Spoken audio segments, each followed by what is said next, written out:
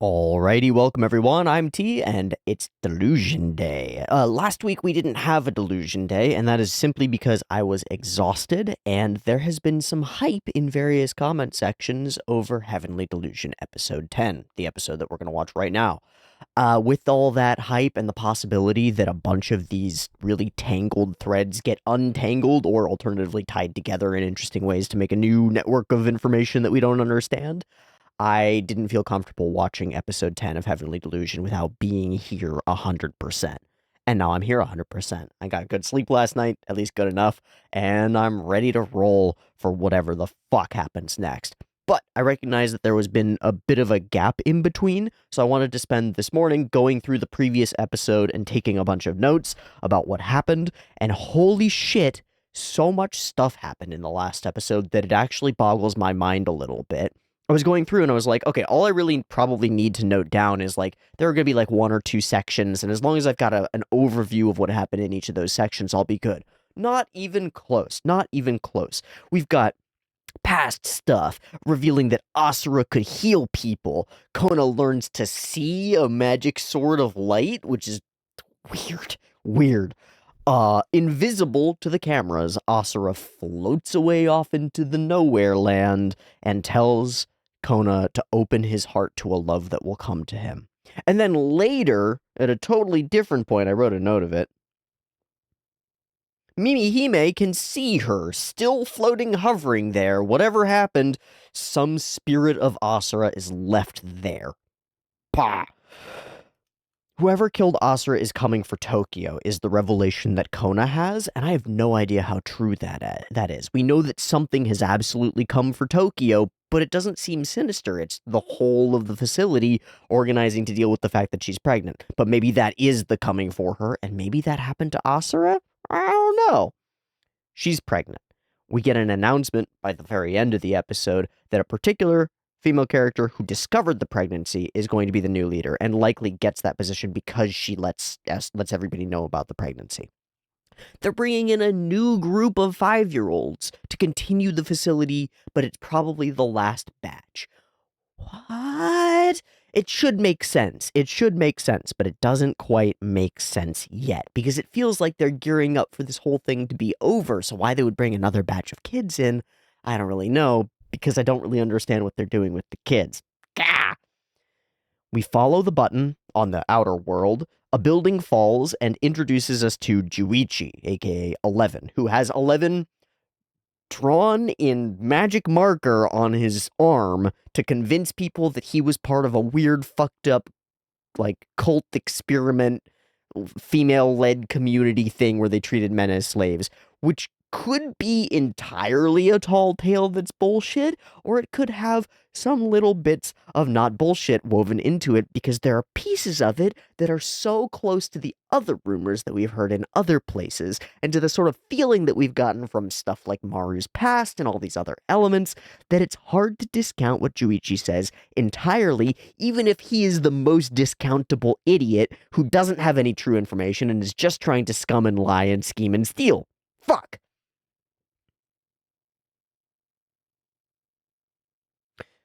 So we find a building with the symbol that we were looking for, despite it being hidden from us by Juichi so that he can make more money off of us. And inside, we find a couple variations of the symbol. We find some printed versions that are like, oh, that's the symbol, that's the same one. And then we find some drawn versions that honestly, to me, look like somebody trying to figure out what the symbol should be. But maybe a kid trying to copy the symbol and create their own version? I don't know. I hope we find out.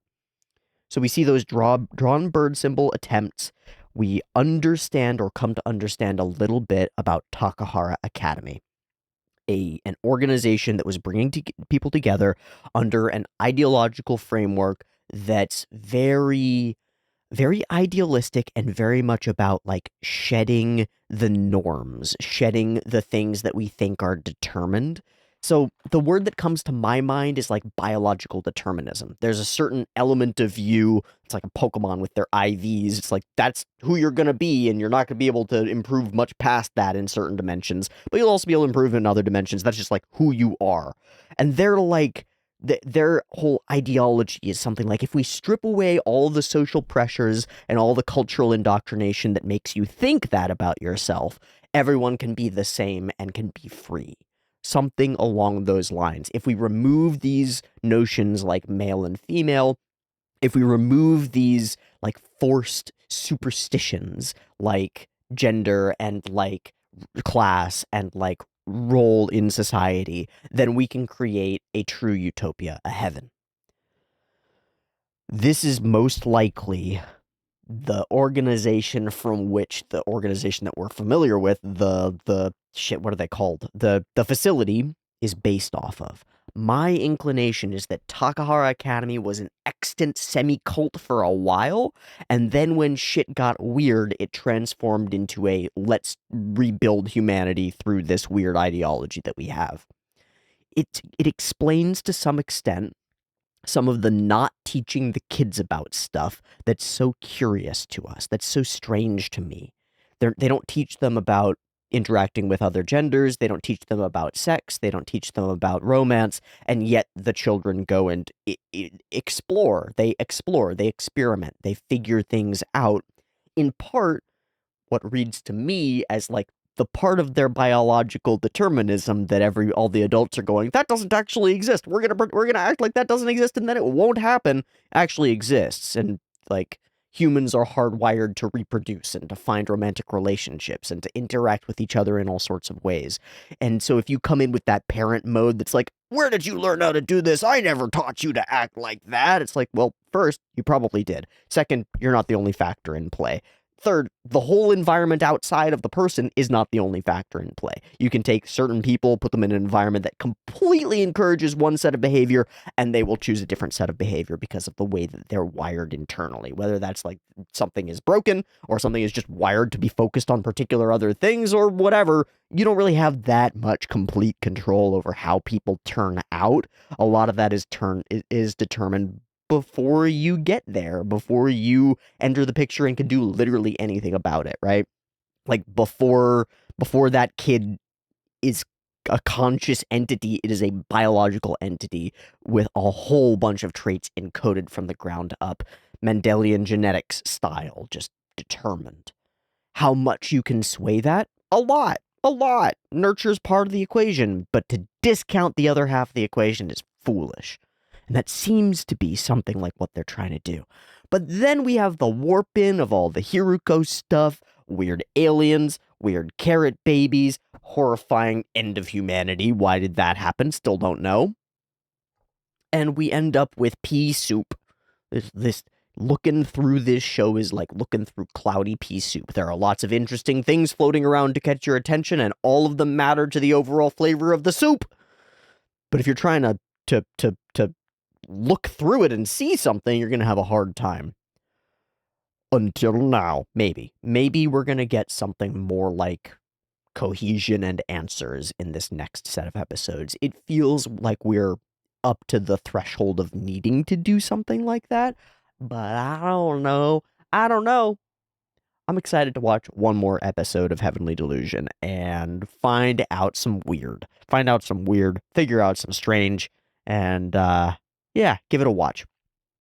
I'm going to turn my attention to doing a drawing, and then we'll talk a little bit about the drawing because it'll be relevant to another drawing in the thing. See you in a sec.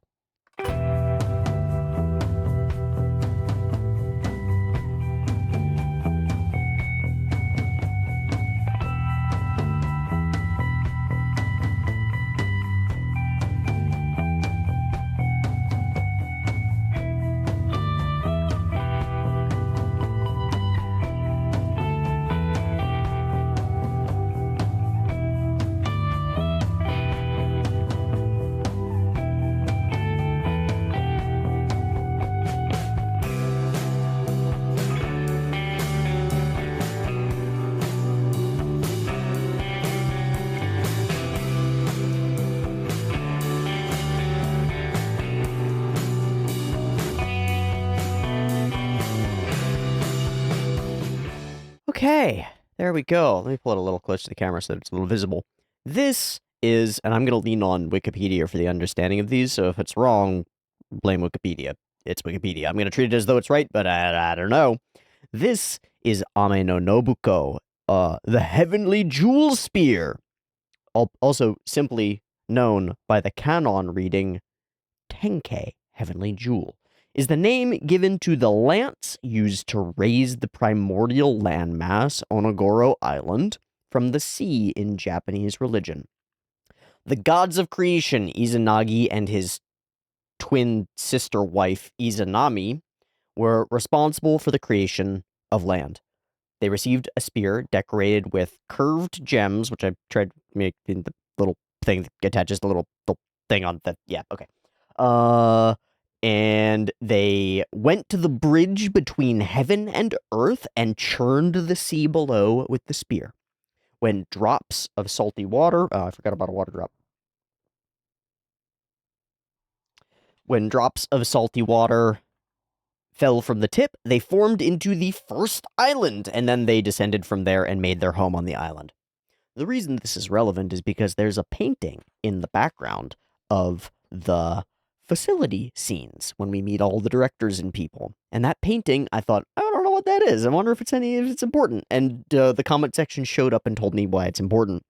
It is a picture of Izanagi and Izanami reaching down into the abyss and stirring land forth, bringing creation to be. Truly a creation myth, and one that I wasn't familiar with, and a very interesting creation myth. So, some background. I love creation myths. I think they're really interesting. When I was like 10, my parents bought me a like coffee table book that was various creation myths from different cultures. So there were some Native American creation myths and some Chinese creation myths, and honestly, probably this one was in there and I just don't remember it. But it was so cool and so foundational for my understanding of religion and culture to see all the different ways that people imagined and came up with stories for the reasons that the world existed. And then comparing those with our present scientific understandings, it's like it's possible to judge between them, to sort of see how humans have formulated our world and an understanding of that world. And I think it's really fucking interesting. And it's really, really interesting how those foundational understandings become really hardwired and inform behavior moving forward. So if you have a foundation like this, I wonder what differences that makes for the way that you see the world compared to someone who has like a Garden of Eden Genesis foundation, right? In the sort of basic Christian Genesis sort of sense. If that's your foundational myth, that like what's wrapped up in that, like the word is there and that's interesting, and the getting cast out because of some sin is pretty interesting, and the development of like woman from man is pretty interesting and informs a lot of weird political behavior, and those are all pretty interesting. So not having the context to understand how people who have the Izanagi story as their background story, I don't really know how this would inform behavior moving forward, but there are some really interesting things about it. One of the interesting things is that I see a lot of parallels in the description of the story to other mythological contexts. For example, there's a portion of their story where Izanagi descends into the land of the dead, Yomi, in the hopes of retrieving Izanami. But Izanami reveals that she has already eaten food that was cooked in the underworld, and so she's unable to return. He loses his patience and betrays his promise and looks at her and finds that she's a horrifying dead corpse, and then he runs away. This is so similar to like pillar of salt or whatever it is that she turns into in the Persephone story. Yeah, she's eating the pomegranate. But then what's the one where you can't turn back? It's Orpheus and Eurydice. Both of those feel sort of woven into it, which I think is really interesting.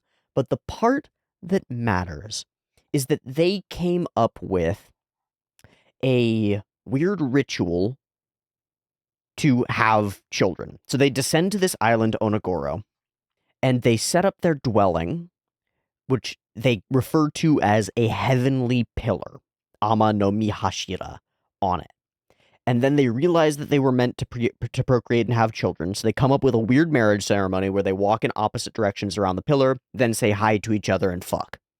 But the wrong one of them, the Izanami, the girl, speaks first, and Izanagi's all mad about that. They still have sex, and they still have a kid, and that kid is the leech child Hiruko. The first failed mistake child of Izanagi and Izanaya. Izanagi and Izanami. Fuck. Sorry, names. So they take this imperfect leech child, Hiruko, set it adrift in a boat of reeds, and push it away. Then they repeat the ritual, do it right, man goes first, and they give birth to the children that are the archipelago of Japan. Hiruko has developed in modern Japan, I don't know, into Ebisu. They've become like conglomerated. The two figures have become one in popular understanding, who is a purely Japanese god, the patron of tradesmen and fishermen, and is just a happy boy. Apparently he had to overcome many hardships, grow his entire skeletal structure because he was born without bones. By the age of 3, he remains slightly crippled and deaf, but he is mirthful and auspicious. He's called the Laughing God, and he's just a good dude. He just has a good old life. He is Hiruko. So are Hiruko the boneless children of God who need to develop a skeletal structure? Is that what we're trying to do in this facility? Is that what we're doing? Is that we see ourselves as following in the footsteps of Izanagi and Izanami and becoming the god of this new world? Shout out, Light. I don't know. I don't know. But it's cool that we've got a mythological background framing to bring in here, even if it's only just in a painting, just thrown into the background for no reason. It is like the most cultural and religious depth and sort of like understanding of the things that might underpin the behaviors that we have questions about that we've had so far. It's really hard to just to like understand a bunch of the behaviors that you get in strange religious organizations and strange, even secular, like cultish organizations that are dedicated to particular ideals above all else. There are weird things that get like tacked onto that or attached to it. And sometimes there's like a weird divide between the actual text and the ritualization of the thing, which is super interesting. And there's a whole field of study that you can dedicate your entire life to figuring out the way that people create rituals around stuff. It's very strange. A lot of what the facility seems to be marching toward seems almost religious in its context, in its importance. I wonder how much they're trying to rebuild the world with this mythology as their background. And in a world where stories and rumors and half truths and things that you can't verify because the systems of verification don't exist anymore, how much sway does an ancient legend have? I don't know. We're gonna could be none. Could just be a cool painting that they really like having up there. Could just be fun to throw that in there in the background to be like, wow, this will make the anime reactors really think for a little bit. We're gonna get them. We're gonna get them. I don't know, but I'm excited to watch the next episode of Heavenly Delusion and find out. So give me a second to pull it up, and then that's what we're gonna do. Woo! Ooh. Okay, so I've pulled the episode up, and there are a couple of things that are worth noting. First, I can see in a rearview mirror Juichi's hair. So he's not gone to us. We're going to be following him again for just a little bit at least. Why? That's very strange. We don't usually turn our attention away from our core pair unless they're like in the van or something like that. But we're going to connect to Juichi and we're going to see something that he sees. This feels like the kind of setup where you start with a character and then they immediately die. And it's like, if they had been able to come back to us and give us information about the thing that they saw before they die, that would be really valuable. So maybe that shows us a thing that proves something to be true, but our main characters don't get to see it. Second, our title is The Walled Town. That's pretty interesting. I don't know if it actually means the facility, though. Maybe it means the place that he was talking about. I don't know. Third, he's got a little dangling guy. He's got like a little Little ancient dangling guy. My immediate guess is Ultraman, because my immediate guess for everything is Ultraman, and I don't know what the fuck I'm looking at. But I have no idea what that little guy is. It could be like a variant Kamen Rider, or there are a bunch of Tokusatsu characters. I'm going to say that I think it's a Tokusatsu character. I think it's a Sentai guy, but I have no idea. And just looking at like it could be Kaiketsu Zubato, but I don't think so. I think it's a different helmet. It could be all sorts of things. I don't really know. I wished maybe somebody knows. Comment section, show up. That's some weird stuff to start the episode with. That's like so much just in one frame already. This show's too dense. It's too dense. Let's get into it. Let's watch episode 10 of Heavenly Delusion. I've got the up. There'll be two versions, picture in picture in the description, timer on YouTube. Beep beep timer to count you down. Let's go.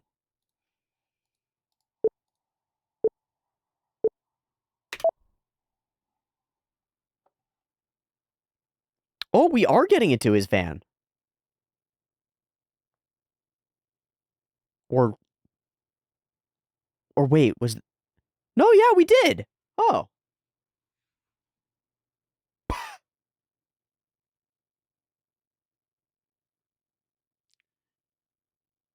That was cute. Yeah, with nothing to do. No. She's holding the gun.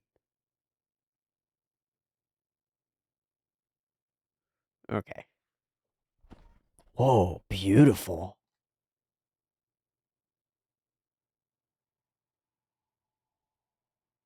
You know, we've been through that trick.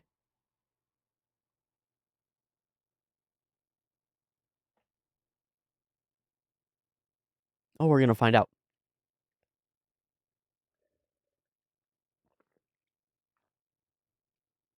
Whoa, what? What? He's got an actual tattoo that's actually tattooed and he just drew a different one? What the fuck? What the fuck, man? Siphoning old gas. This episode is already woven together really strangely, and we're fully letterboxed in. Okay, we're back to full.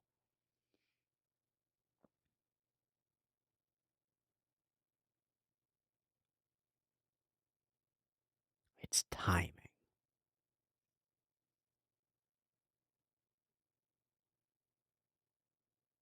Still got your gun. Still got your gun.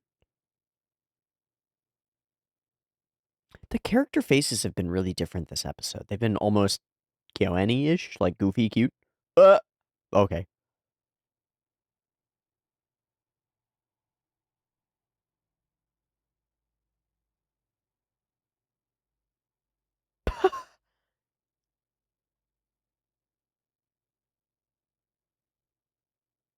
Probably not, man. Yeah. Oh, again, he's just bricks.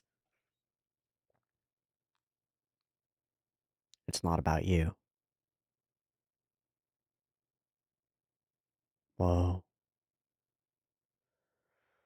All right. Making ground.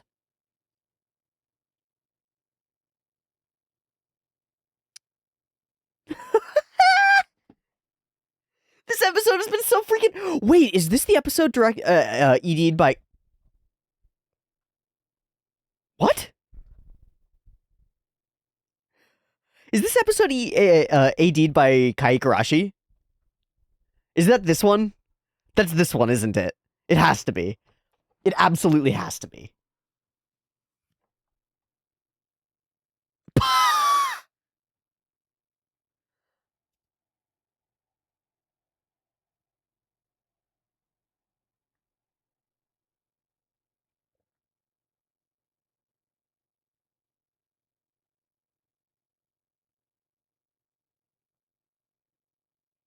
Mm-hmm. Mm-hmm. Mm-hmm. We're honed in on the boobs.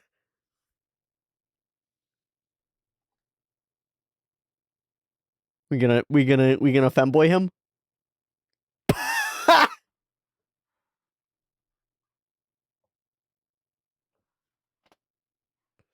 bullshit.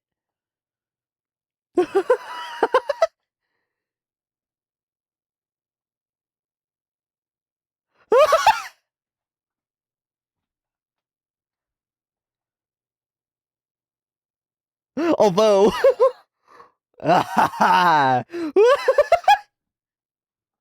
who decide? This is an insane episode already. It's gonna get so dark, isn't it? Oh shit! Oh, he's got the little thing. We're gonna make it important. It actually matters. Unless it's nothing like what you expect.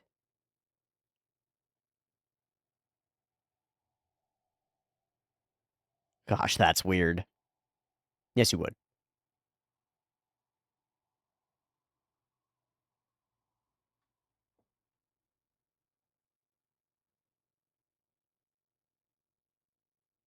Oh man, we just leave him. Whoa. It's been broken into. It's all fallen apart. Or maybe a Hiruko. Whoa. A disaster. Yeah, people or Hiruko?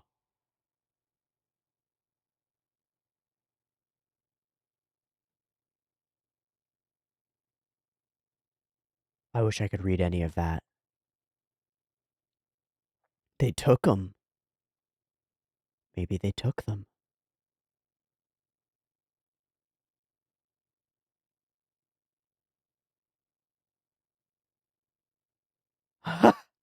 That angle.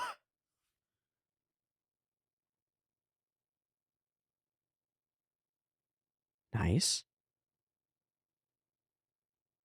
Yeah.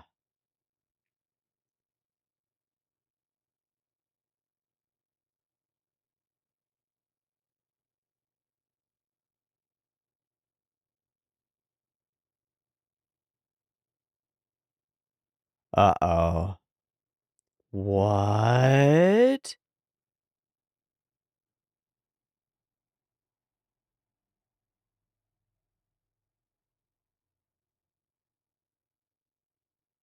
Flash freezing.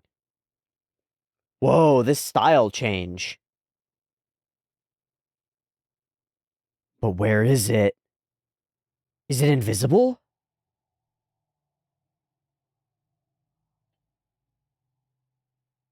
Oh my god. Is this how they were all taken? Or killed? Or destroyed?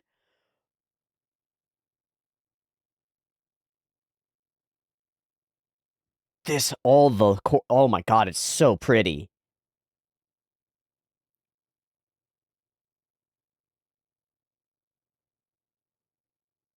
Oh wow, and then another style.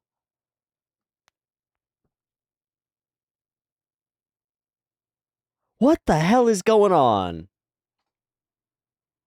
What was the bubble thing?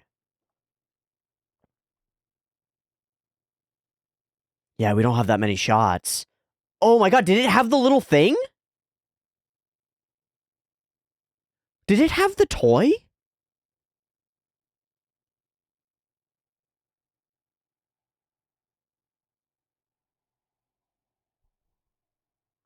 Hi, buddy. Hmm. She's turned and gone after it. She has changed her mind. Okay. Scary. Cool.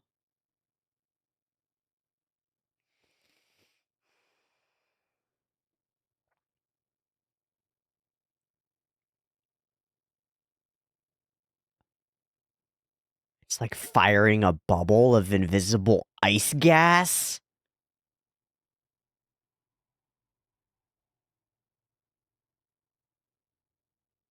The water. Oh, that's why the expression.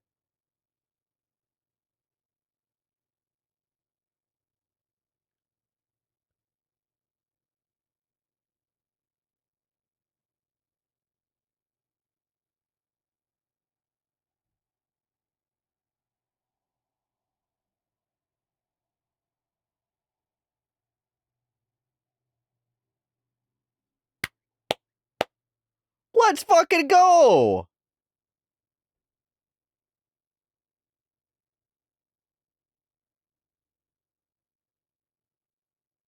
Can we eat it?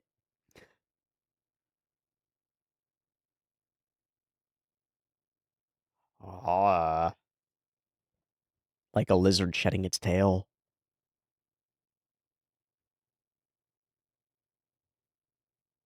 Wait, what's going on? Oh.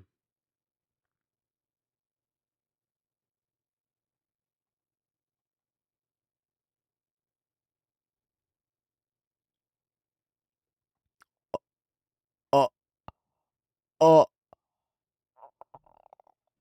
oh. It's one of them, isn't it? It's one of them, isn't it? How does that make sense? How does that make sense?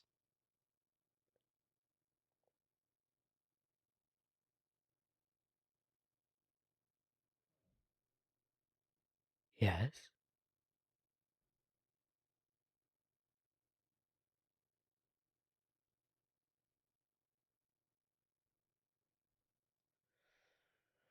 It's not likely, though.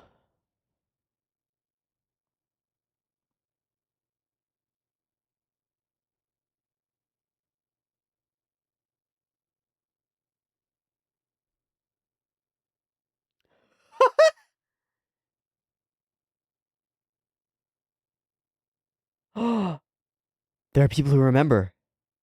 Holy shit, there are people who remember.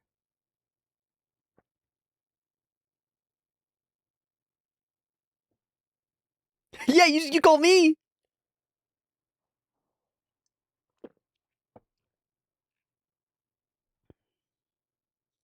Eh? Eh?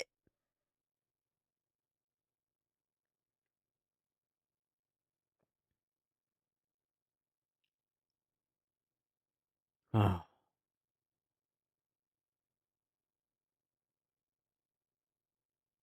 Oh, it took a village, huh? But it's fucking real! The monster attacks when it's crying? Dude, it had one of the things, and so did both of the women who got executed, right?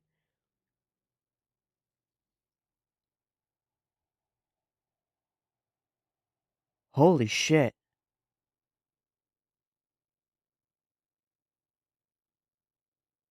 They named him 15?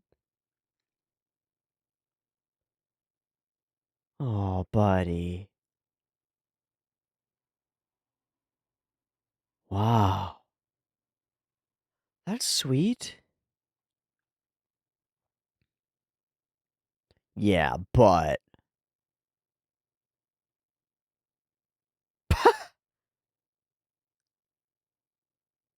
Yeah.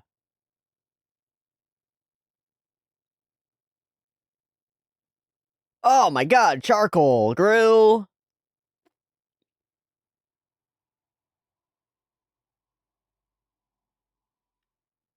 Oh, buddy. Thanks, dude.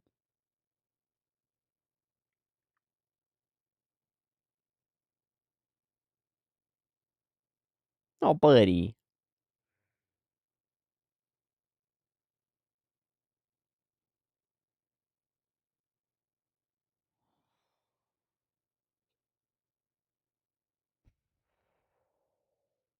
What's going on?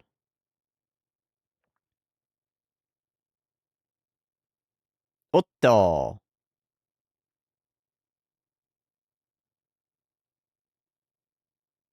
Oh, where's Juichi going? Yeah.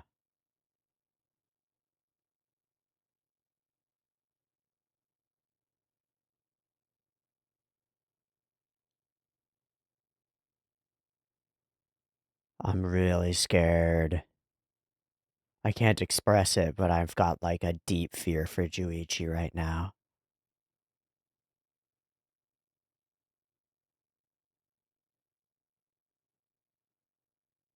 He's been so like blank against this, even though he's. What was that? It's the spider, isn't it? Fuck! It's the snapping of wood or something breaking. Did we charge up?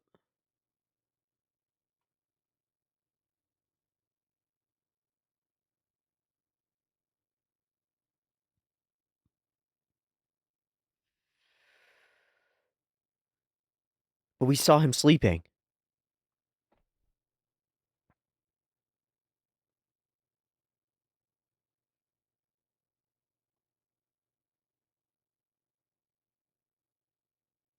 Holy shit.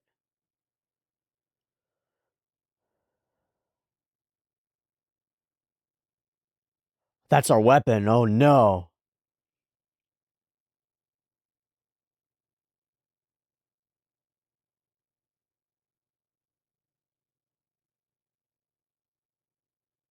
You're not getting less cold. You're carrying it with you, aren't you? No, I don't know. I don't know. I don't know. Is it the kid?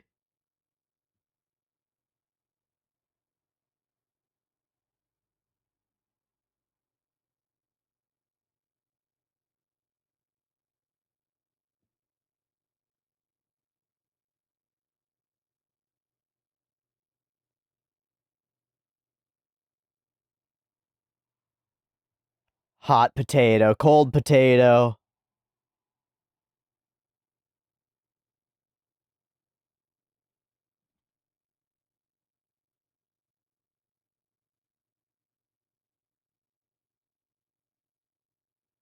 It's not a baby.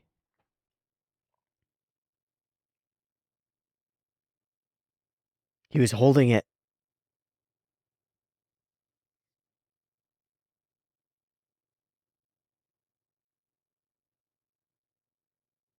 What?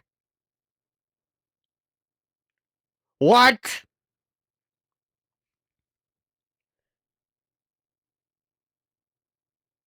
Oh, God. It's breathing from its head.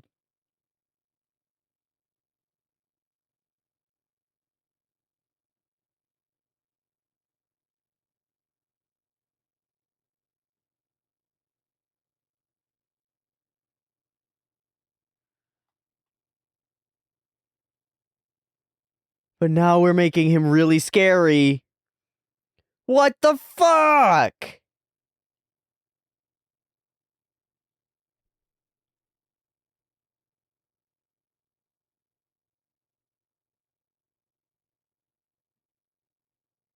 She doesn't know what it is? They just called it a thing inside your stomach? Message sent. I wonder if it'll actually be delivered. Hi, folks. Yeah.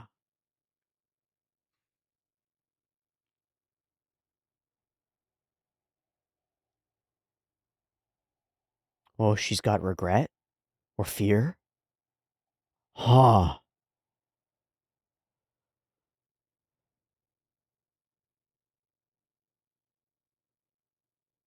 I don't know what it is.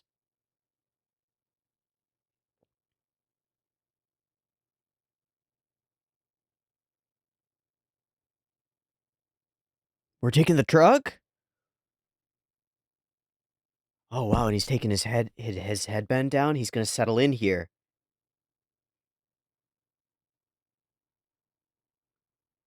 Okay. What the fuck do we do about the fact that the baby makes everything cold?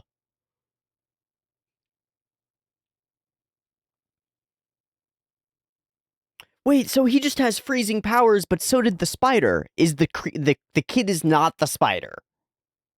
The spider's the mom. Uh, it just broke down, didn't it?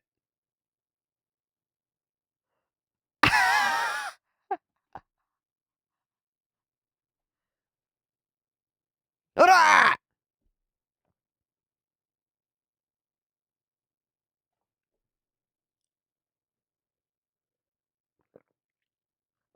It's cute. Oh, nice little slightly bloody blocks.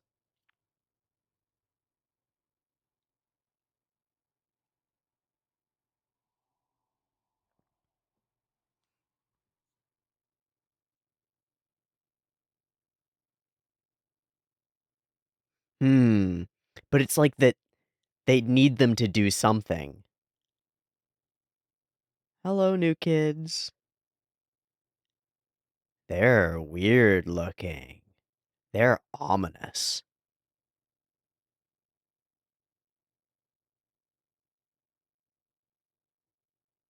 Oh. Wait, he had blood splattered on him, too. That wasn't just old blood. No! No! Oh.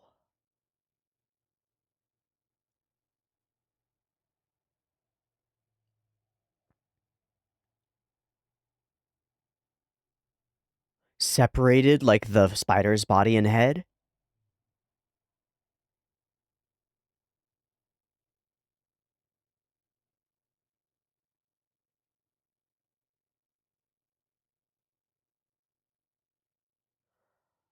Ah.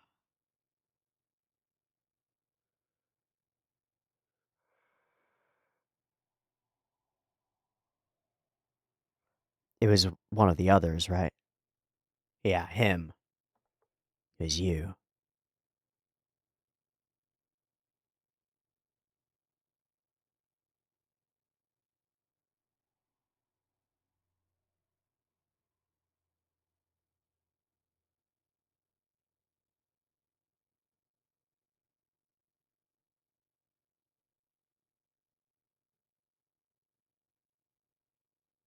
What are we doing here? What are we doing here, Juichi? What the fuck? That's the other car.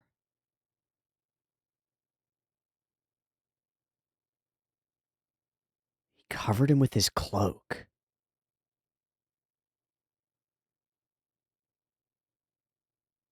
And he's bouncing.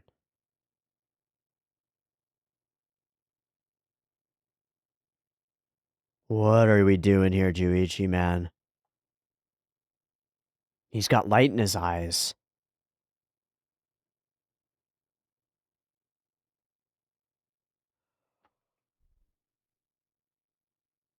What the fuck? Where are you going, dude?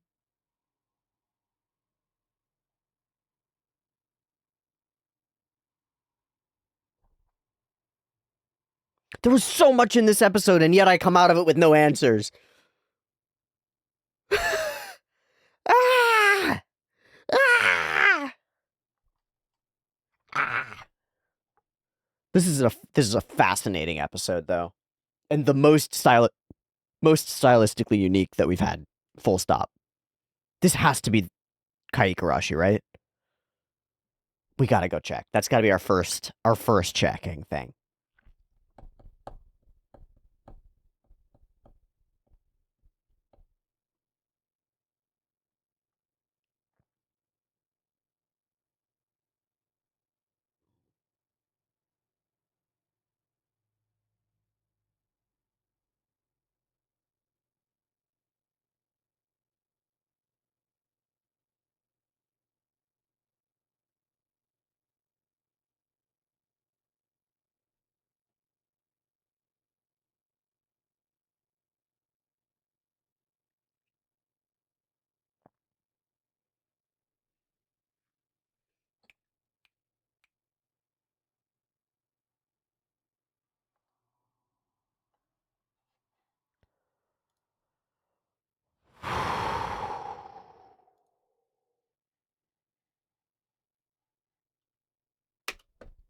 That was a crazy episode. The tone and feel and like texture of the episode is so different from the rest all the way through. There are so many scenes that just hold on Juichi sitting dejected or walking somewhere, but we're focused in on a close shot of his face in a way that makes him feel something, something almost inexplicable all the way through. And those are all woven to events and memories that are big question marks, big uncertainties. And then there's the question of the spider and the child and how that all works. I think the spider is the mother and the child just has the power of the ice thing. That it's two distinct beings that have ice powers. Because the child was nowhere near us unless it walked over in spider mode and then walked back and nobody could tell. But the way that things are done makes me genuinely wonder at points in the episode whether the spider is actually Juichi here for revenge or something. Or if it's actually like the mother, right? Or if it's actually the kid. And I'm sure that one of them is the right answer. I think it's the mom. I think it's one of the two mothers that got executed. Somehow became a Hiruko. But how? But what? But why? But what?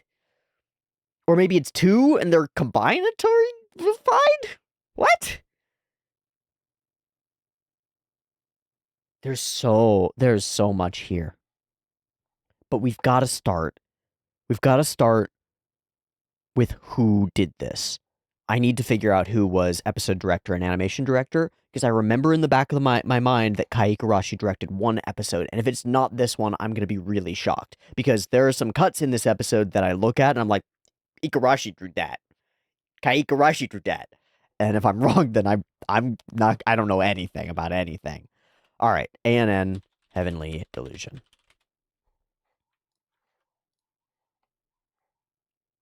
Kai Igarashi, storyboard and episode direction. Let's fucking go. Yeah, I'm sure he did some animation also. Like, he had to have. We're gonna do things out of order compared to my usual order. I'm gonna pull up Sakuga Brew now so that we can get a grasp on who did some of those cuts. Ha ha ha ha! It's like 30 cuts that are all listed down here. We've got Weilin Zhang, we've got Kana Ito, we've got Shuto Enomoto. Okay, so all the classics, but we'll see if there's more. I'm gonna actually go through these now at this point, and then we'll talk through the episode. So it's a little bit out of my usual order, but I think it's worthwhile because I think it's worthwhile. I think we're gonna go for the top 3 whole rows. Oh, there's Kai Igarashi, Koyoshinari, Kai Igarashi, Ichigo Kano. Oh my god, what Kazuto RI, what a squad of Kaneda style animators and others, and plenty of the normal cast of characters, cast of animators that we see, but holy shit. Okay. Let's grab all 3 rows and take a look at them right here. And bink, bonk, bink, bink.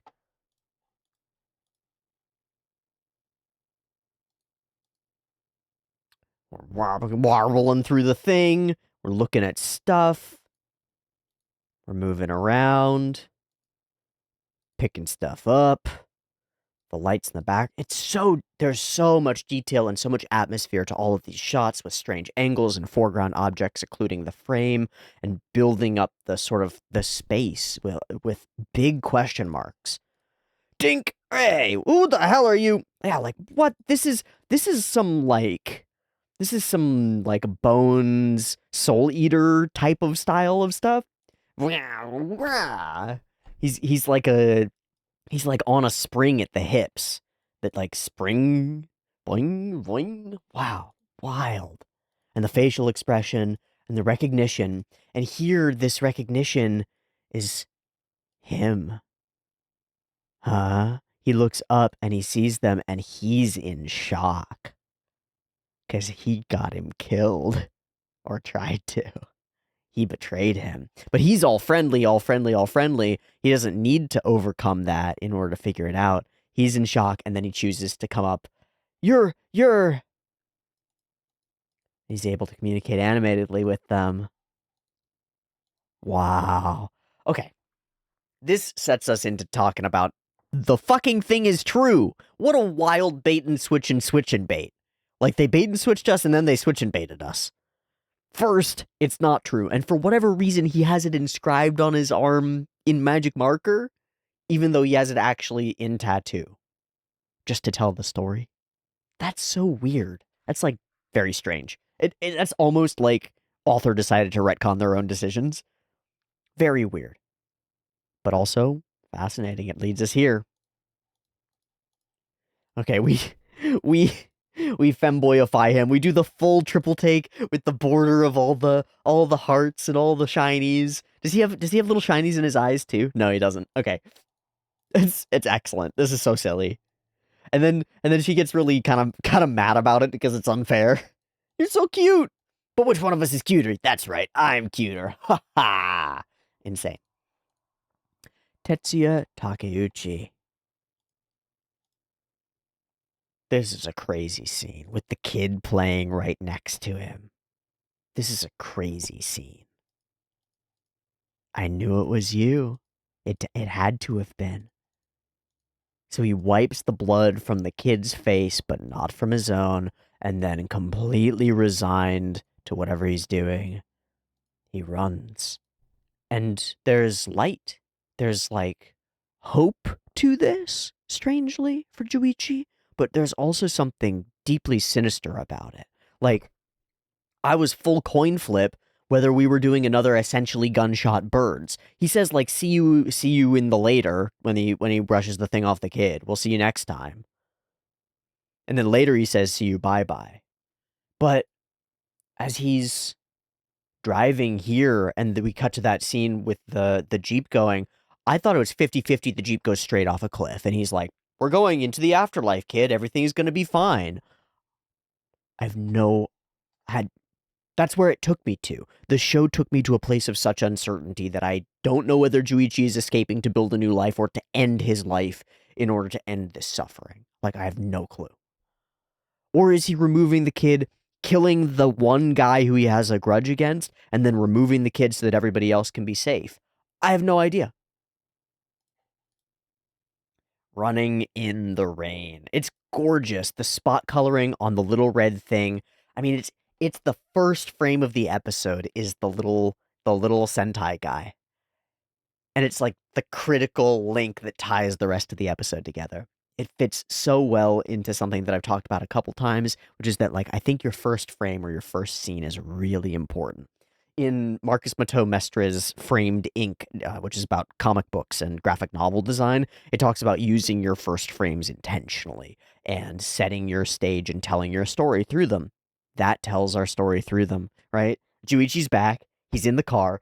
We see him in the mirror, and he's got a little thing hanging that's a question mark. We tie in why he's back, why he's looking in the mirror and looking back behind him, and what the little Sentai thing is. Yeah, this is a gorgeous scene as well in the darkness, and this sort of attunes us to look for little dangling red things in otherwise action heavy, movement heavy scenes, which will be really important when the spider runs by, and I believe that it has one dangling from its fucking leg. What the hell? All right, so we kick over some water, and that would be fine, but then stuff gets frozen. So it's Tetsuya Takeuchi for the first cut, and then the rest are artist unknown. Oof, the cold begins. The way that this thing is so slow and sinister is really interesting. And then all these little micro cut-ins for the opening up of the eyes. The action throughout this episode feels totally distinct from the action throughout the rest of Heavenly Delusion. Heavenly Delusion has been really good at these sort of like accelerating and then hold the slow-mo action sequences. In a weird way, they remind me a little bit of 300, which is Zack Snyder, I think. They remind me a little bit of 300, where you get these speed up slow mo sort of situations, and we get a lot of that in like the chain link fight in episode 1 or 2 or wherever that happened, and you get this woof, like, okay, awesome.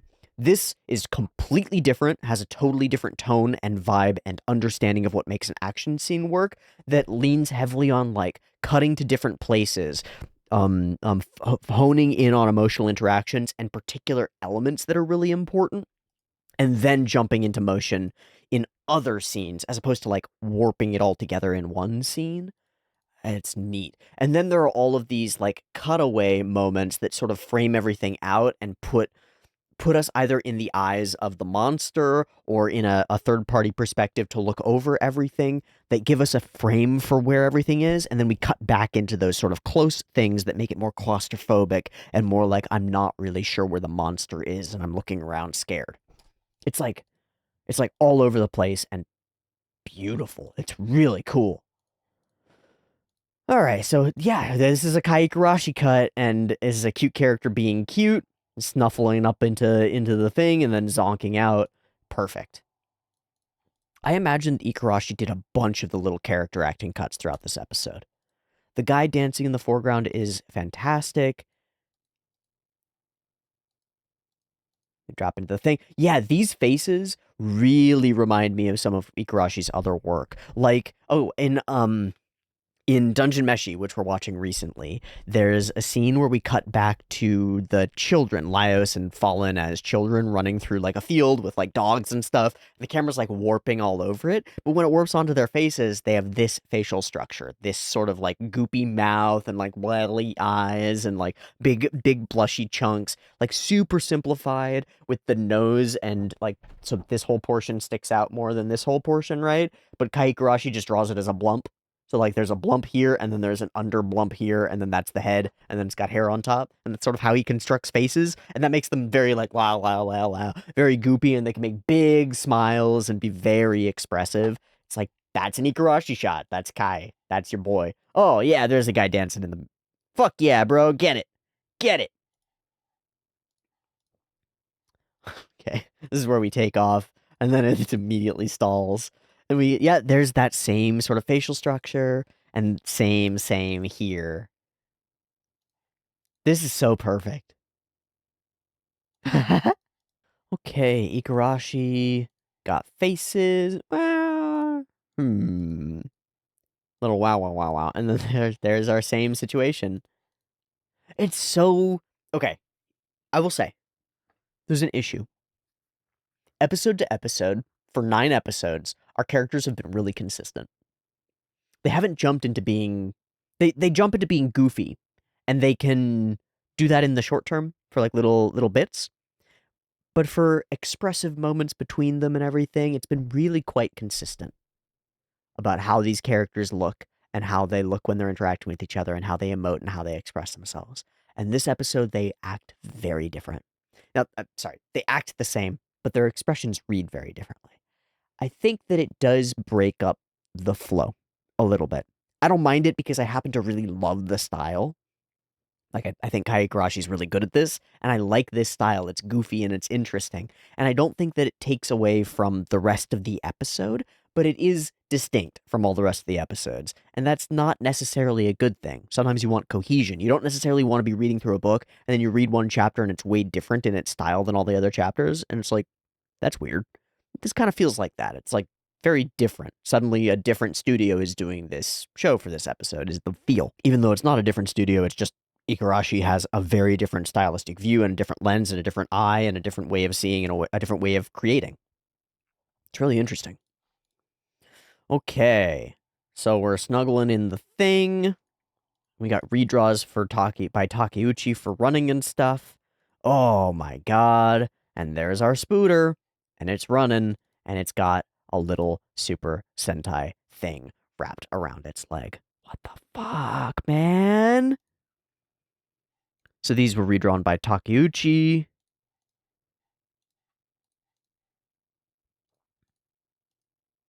And she decides to go back after it. The water. And she goes and it runs away. Fascinating. So it has one of the little things. Well, when we go through the whole episode, we'll figure it out. We'll figure out as much as we can. Artist unknown and Kai Igarashi. Second cut is Igarashi at least. Oh, yeah. Oh, yeah.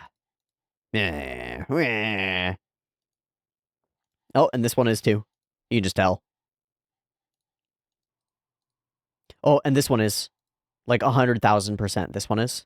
When he becomes blocky, he becomes rigid blocks, and then all those blocks fold up over, and then he pops back into being fully himself. That's Igarashi. Wow. Okay, Kazuto Arai.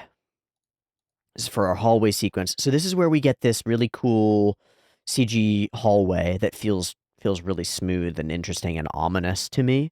As we're moving forward, we're focusing on the breath. I really like that sound element of honing in on the breath. I think we probably sync up with it. I think there's enough of it for us to sort of sync up with it. I remember that when I was watching through it, I ended up doing it along with, kind of performatively, like, to be fair, to be like, okay, we're doing this. I'm getting myself in the mode of the thing. But I think there's an instinct to like breathe along with other people, and when it's like portrayed really clearly to you, so it sucks me into the scene. And then we see the monster. It like through a weird butt mouth. Blah.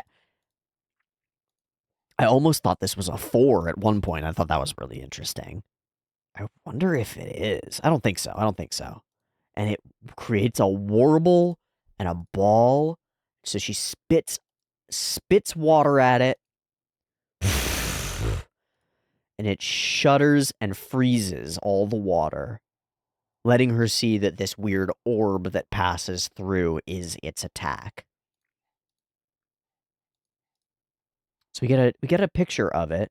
We get the big stomp forward. I'll have to go and look at this when I've got subtitles for it. So she's figured out the diameter of the radius of the thing, and now can step all the way around, breaks through the things. It blinks. It's like confused and surprised. But she flashes through, flashes through, flashes through. I think it's really clever to do these as these flash cuts, because they read as really badass, and you don't have to animate all the debris turning into shattering, shining, glimmering debris of ice, which seems really hard. And it's really fucking badass. Let me run away! No, how about some excellent smears? Bitch you! And demolished, cut in half. Weird spots. I have no idea. I have no idea what's important. Okay, Toshiyuki Sato, one of our classics for this. Oh, doing the goofy stuff in the background. That's good. And then the slidey walk off. Yeah, okay. Oh, and then the opai, which is insane. Just an absolutely insane sequence. And then it leads into hell no. Hey, what the fuck? This is cool. Okay, I think this cut is really cool. Because while we have Igarashi SBEDing, this is definitely not Igarashi's style, even though there's a bunch of Kaneda style stuff that goes on here. Like this impact and the lines that brew up out of it. It's as though a bunch of the animators are leaning into the kinds of Kaneda style elements that they really like, because they have the freedom to do so, because Igarashi's encouraging it, because he's the SBED. Does that make sense? I'm just surmising. I'm just guessing. I don't know that that's necessarily the case. But this feels like a different person's take on that style of highly expressive, distorted perspective, like distort your characters, turn them blobby, turn them blocky, change the shapes of their eyes, and have their mouths go outside of their faces, you know? All these elements, plus the little bursts of lines and stuff that emerge when he fires. It's cool. It's like everybody's experimenting in that space a little bit more than they would usually have to, when they're usually being probably instructed, like, let's keep everybody really consistent. Let's make all the cuts feel like they're one animation project, instead of doing these sort of stylistic detours. We have lots of detours in this episode, and they do break up the flow, but they're also really exciting and fun. It's a trade-off. Haku, go! Okay. So here's some of our background. Which portion is this? This is when he flees and he remembers somebody screamed? This is Hakugo doing all of these like flashes through memory, and somebody screaming, they're escaping, they're escaping, and he knows who it is. He knows who it is. So they run, they flee, and both of the women are captured and killed, executed. And they are reaching out for their child.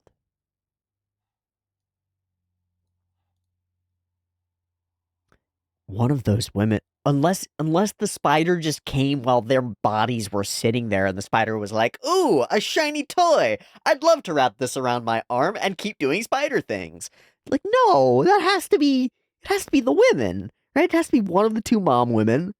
Absolutely has to be the spider. Which means that all the Hiruko that we've seen before have actually been people. Which we kind of knew. Sort of. I'm confused. I don't know. I love the way the ice stuff looks. These sort of blocky edged, sorry, they're blocky chunks with jagged edges. Yeah, lots of squares, lots of like almost right angles to them. They're blocky with jagged edges, and they grow up out over everything. We get the mist on everything as well.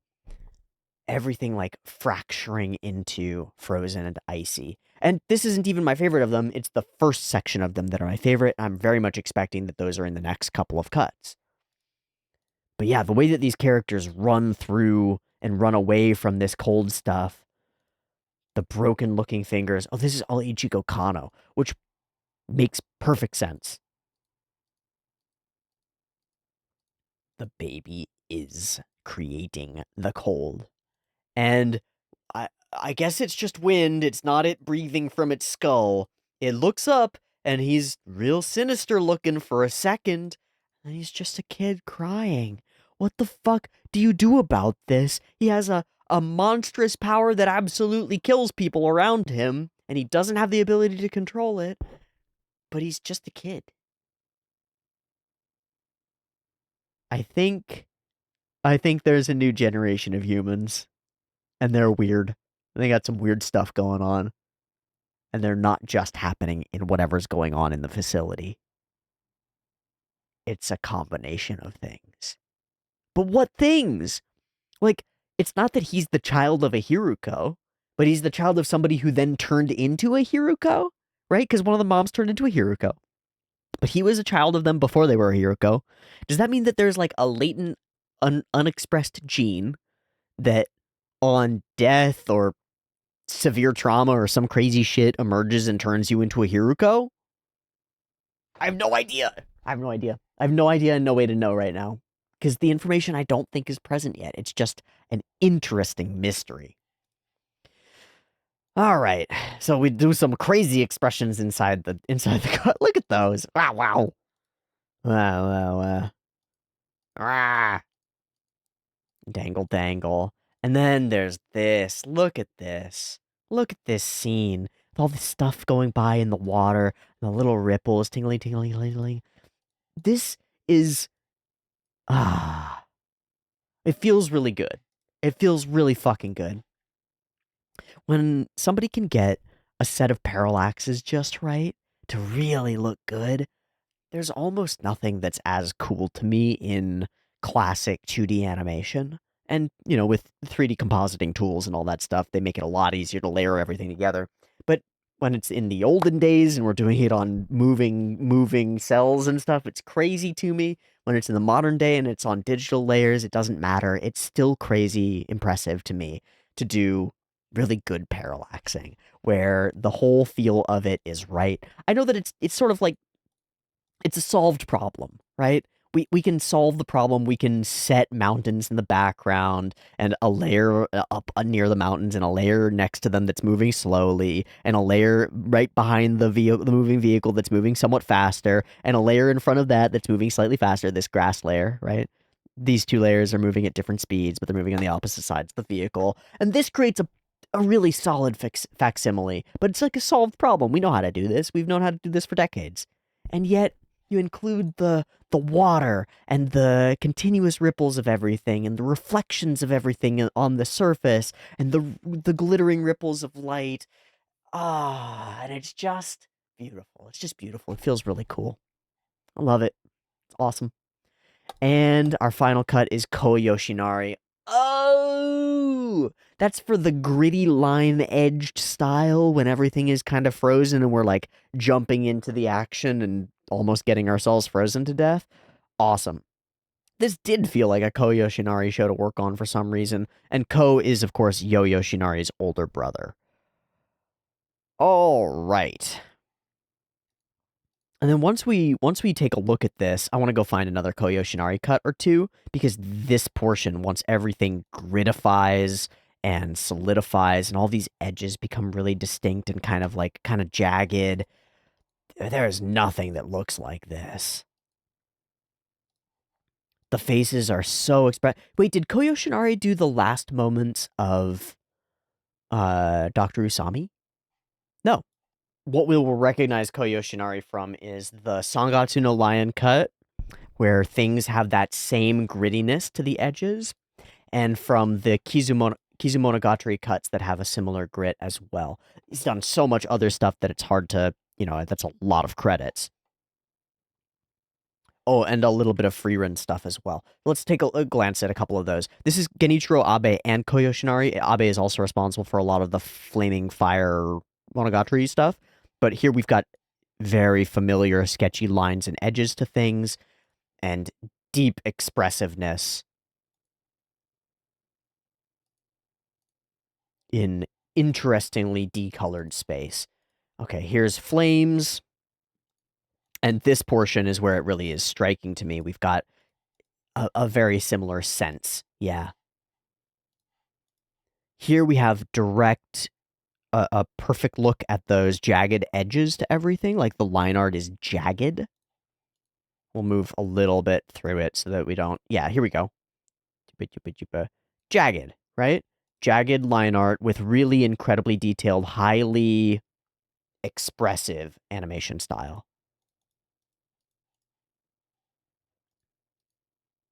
And a capacity to do action in these sort of Kaganashi style moments where we take those shadows and those jagged lines out completely. And there is a portion of that in the cut that we're about to look at.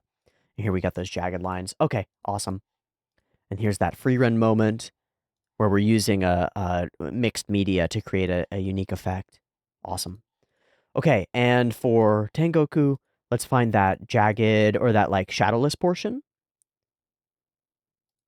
There's this, and then it's right after here. Yeah, we go shadowless completely and have those characters. It almost looks like the ED of Dan to Dan season 2. We jump through like 3 distinct, super unique, super difficult, very expressive styles over the course of a few minutes. Wow. Okay, let's go through the episode.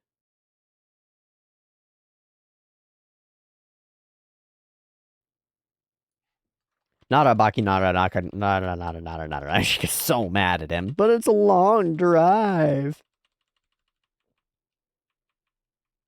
You're not gonna kill us, right? So he returned to us and asked for our help genuinely. You said you wanted to see if the baby's still alive, and he shows them the actual tattoo that he actually has. What a crazy twist! It's all true. I was gonna get my revenge once I had everything ready. So, that's what we do. Timing timing. So she thought it might have been stolen. Focusing on the thing again. Really looks like a pair of balls just being dropped on his forehead. That was what I thought. When this happened, I thought that Hiruko has big balls. Whatever Hiruko is on the outside of this van, they got big balls. I didn't think it. Will you trust me? No. He's still in this place where he's obsessed with getting people to trust him, and he doesn't seem trustworthy. We're only going with you to check on the baby. That's good enough. He really does seem like he's completely dedicated to that as his purpose. Like nothing else really matters. We're gonna attract attention, and they do. Oh, boobs. Please don't. Oh, yeah, and he calls her another man's woman, which is quite interesting. Whose woman am I supposed to be? This could put you in danger. I wonder why they didn't like well-endowed women in that town at one point. It's maybe the sort of like weird stuff that brews out of a weird fucked up society. But I don't know.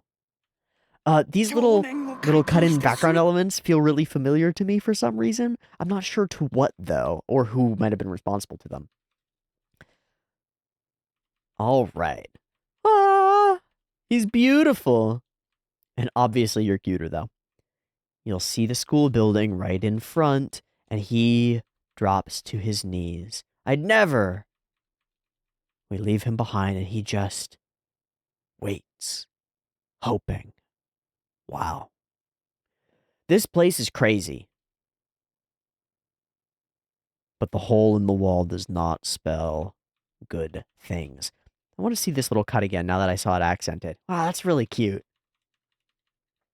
I like the way that the place feels, the way we whip this camera around, and then we do a bunch of interesting angles. I mentioned them before, angles with stuff occluding the frame and through doorways and grates and stuff.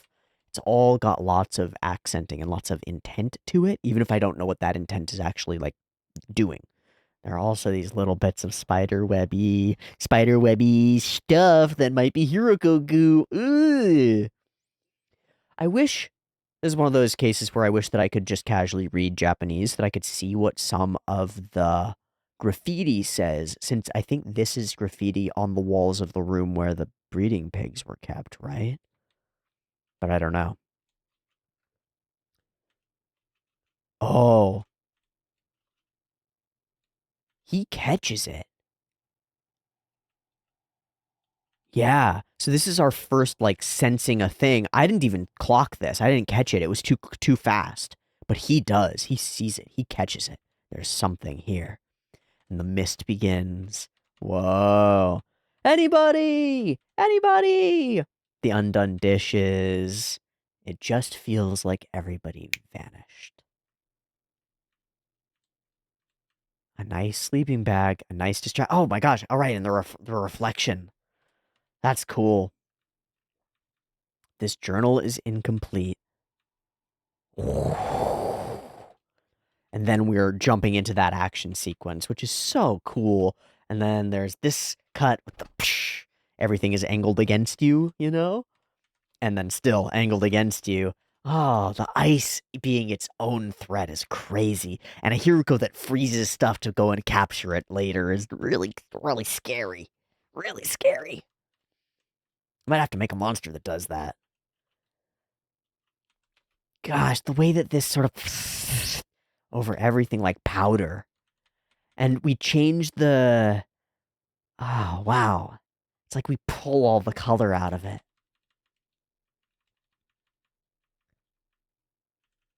And then yet another style. Wow. What fun. What intrigue.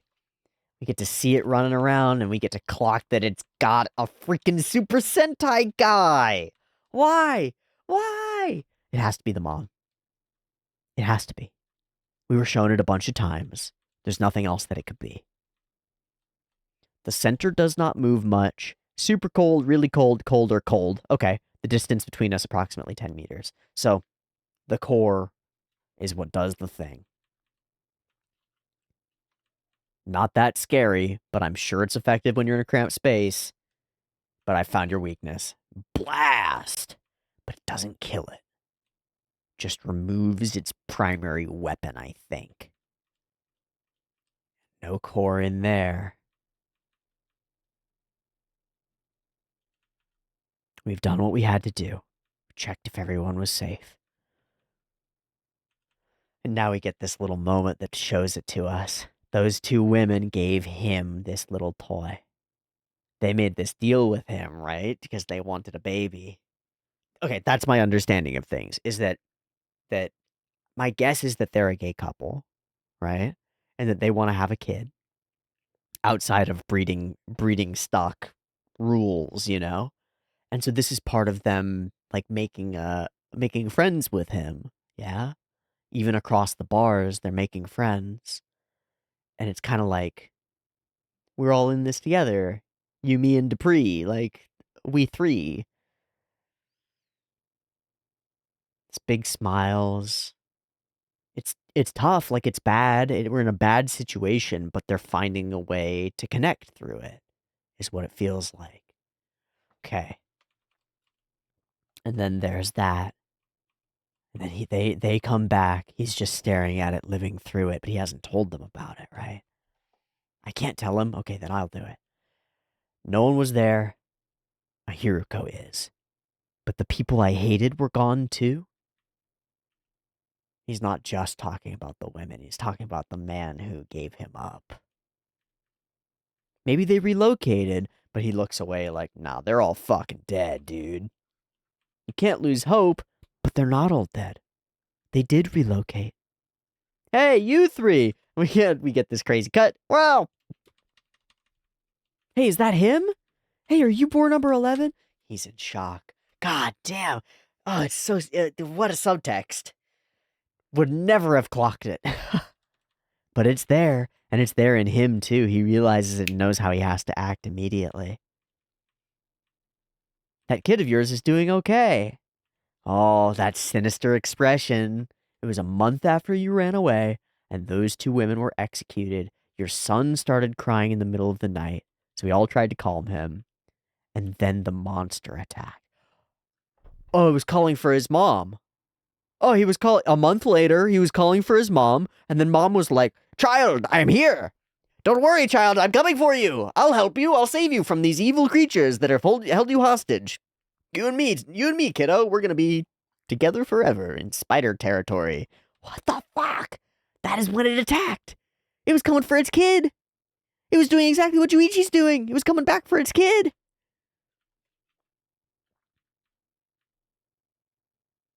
The boars were awake, so we were able to escape. And then there's our kid, and he's just a little kid. He's just a little guy. He's beautiful. He's a perfect little baby. Nothing wrong with him except freezing powers. Horrifying, horrifying freezing powers. What the fuck? Juichi weeping.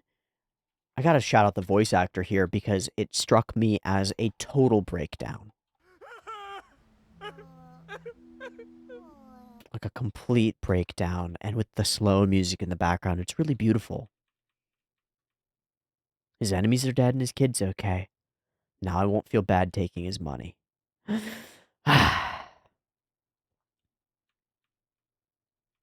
Big charcoal grill celebration, and Juichi separates himself from all of it, just looking out into the distance with the kid.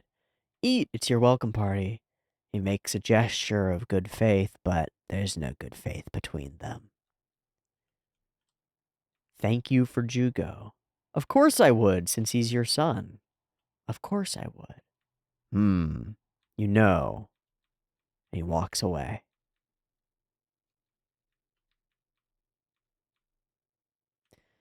So this is where things get really sinister. We use this almost, this like reverse fisheye. It's because of the bend of the windshield. Holding on to it. Wondering what he has to do. Because it's not over. There's one person left. We can try to find the facility. He's staring at his son. Wow, man. And then the cold comes. But the monster isn't around. Where's Juichi? Where's Juichi? Where's Jugo? They're the coldest. Take him, take him. She takes him. They run, but she's carrying the cold with her. I can't get away no matter how much I run. Was I wrong? These moments of like almost jagged character designs. See, it's like jagged. Running through the smoke and fog are really cool, really crispy. Really scary. It's him. The way that it like the kid gets up on his feet when they were like holding him and unable to get him to walk forward earlier feels really sinister. It feels like he's gonna open his eyes and his eyes are gonna be like the little spiral things that turn that hypnotize stuff to be Hiruko, and it's gonna like grow arms out and be like, "Ah, I'm a monster." But it's not. It's just a kid with a power he can't control. And it seems terrifying because of the way that we've drawn him. And then it drops away. Like it never happened. There. On the other side of things, our only real scenes in here, they said they'll be able to remove the thing inside my stomach. Have they told her what it is? They've just told her there's a thing inside your stomach that has to come out. And also, is it a human fetus or is it a carrot? I think it's a carrot. It looks like a carrot. She sends a message to Kona, and we have no idea if it's delivered. I want to see you again soon, Kona. And these two cross over. The baby won't be long now. But she's terrified. It'll be fine, he says. I don't know what this medicine is. That's fine. Looks like just cough medicine.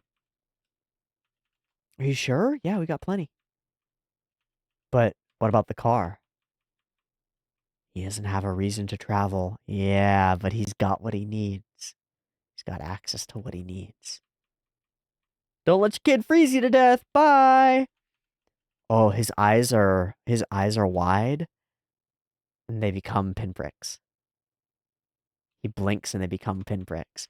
Oh, it's when the car stops. It's just silly. Okay, it's fine. This is super cute.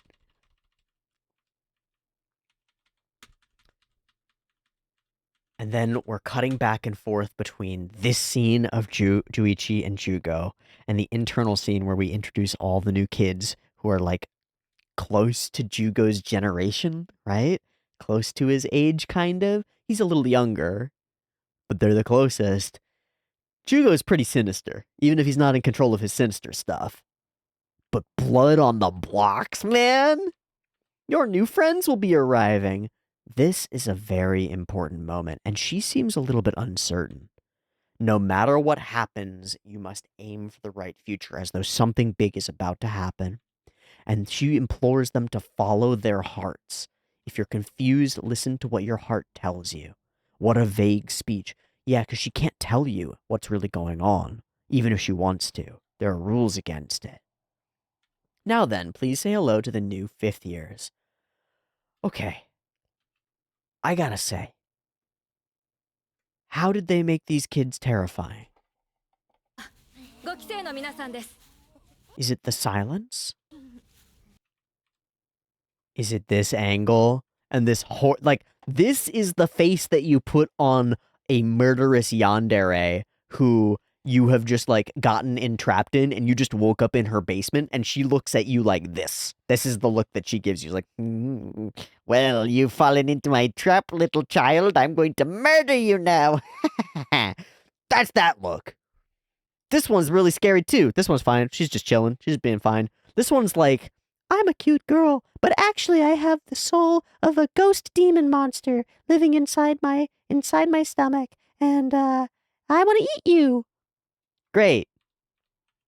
This one's just like, wow, can we play with your guts? Can I play jump rope with your intestines? Yay! And this one, like, this is a Team Rocket character. That's Team Rocket. This is bad news. These kids are bad news. They are gonna shake things up in the facility big time. Like, what is the sinisterness of this smile and that smile? What are the... These are scary children, and children shouldn't be scary. But this episode is all about scary children. And then from there, we cut back to here to give us the bigger explanation of what's really happening with Juichi and Jugo. Jugo builds up his blocks and knocks them all down. It's classic kid behavior, but boy, oh boy, is it interesting. It's not exactly what you want the new generation of future superhumanity with special powers to be doing, is like, fuck all this shit. We built it all up, I'm gonna knock it all down so I can build it up again. Uh-oh. He's just a kid playing. There's nothing sinister about this, and yet it's so sinister. God, man. What a payoff for the fucking blade saw. Ugh. I thought it was Juichi dead because the kid had killed him. I really thought that for a bit. That night, when I ran away, somebody yelled. It was you. He knows it was you. They broke out. And why? Why? Why do that? Why? Why tell on him? To get better treatment for yourself? Probably not going to. Jealousy? Crabs in a bucket, pulling each other down, refusing to let each other escape? We don't get to know. It's something like that. And however guilty this guy feels about it, he covers it up. He takes the child and starts raising him as his own, almost. So this is them fleeing. This is the woman. They're left behind here. Both of them with their little figures. And one of them changes. How? Why? He asks, and he doesn't get an answer. Was it because I tried to escape? Was it resentment? I don't know. But I'm sure of one thing. The one who killed Jugo's mother was you.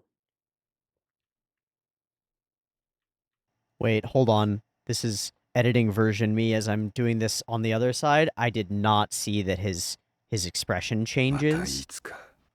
He moves slightly here. Almost like a smile. It's very strange, and I don't know what it means. So it's such a strange thing that he covers the body with his cloak. It's very strange. Messy way to kill somebody, man. Mata Itsuka. Who's he speaking to there? I don't know. But like, I mean, this is a scene straight out of a Korean revenge movie. You know, this is a scene straight out of a Jason Statham movie.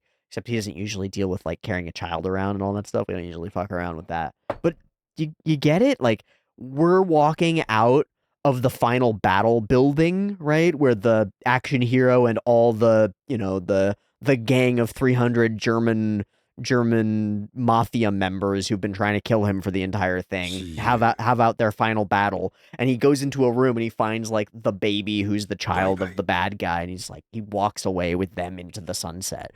This reads as that, except that there's so much subtext to it.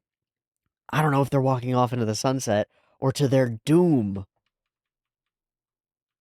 but he's fucking leaving. Whoosh. We get this last image. Whoosh. As he drives past his running self. That's what it feels like. It feels like he's outrunning his past. But I don't know. That was a crazy episode. Not least because it's directed by Kai Ikarashi. And not just because of that, because it shakes up everything that we know about Hiruko, makes some things that we could only guess at into absolute certainties, and yet keeps a bunch of things that feel like they should become absolutely certain after this episode. It's like, oh, little kids turn into Hirukos. That's how it happens. Nah, dead ladies turn into Hirukos. Or Hiruko spiders just happen to like action figures. You know. Yeah, I don't know. Keychains. What the fuck? Are the Hiruko traits semi-hereditary? The Hiruko spider mom had ice powers, and so did the child. Huh? Huh? Huh? And what's gonna happen with Tokyo, who's become rapidly fully pregnant? I don't know. It feels like things in the facility are getting ready to break. Like we're stringing out a long, thin strand of tension in the facility. And with how little time we spend there this episode, I solidly expect that we will spend a bunch of time there next episode, and it's going to be crazy.